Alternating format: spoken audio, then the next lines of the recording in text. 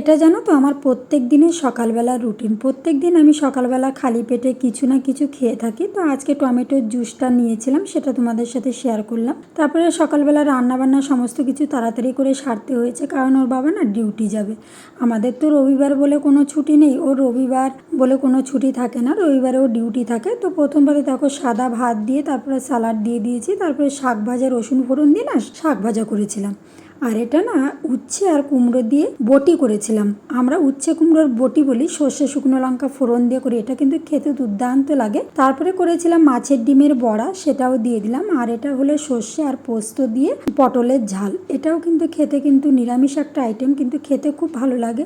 যা গরম পড়েছে সত্যি কথা বলতে রান্নাঘরে না বেশি সময় একদম থাকতে ভালো লাগছে না। আর এখন একটু হালকা পাতলা খাবারই বেশি ভালো লাগছে। তাই দেখো এখানে ঝিঙে আলু দিয়ে যে পাতলা মাছের ঝোল, জ্যান্ত মাছের ঝোল, সেটাই করে নিয়েছিলাম। আর এই ঝোলটা গরমের দিনে না দেখবে ভীষণ ভালো লাগে। সব সময় না রিচ খাবার তো ভালো লাগে না। আর এটা হলো আমড়ার অম্বল, একদম সামান্য একটু চিনি দিয়ে আর লবণ দিয়ে এই অম্বলটা করি। এটা কিন্তু খেতে খুবই ভালো লাগে।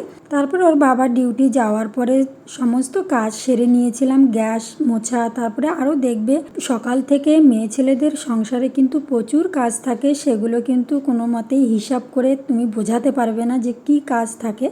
তারপর সমস্ত কাজ বাজ সেরে স্নান সেরে পুজো দিয়ে তারপরে এখানে একটু সিঁদুর টিঁদুর পরে তারপরে রেডি হয়ে নিলাম। তারপরে ছেলে স্নান করে এলে খেতে দিয়ে দিয়েছিলাম, নিজেও খেয়ে নিলাম। তারপরে বিকেলবেলা না একটু বেরিয়েছিলাম।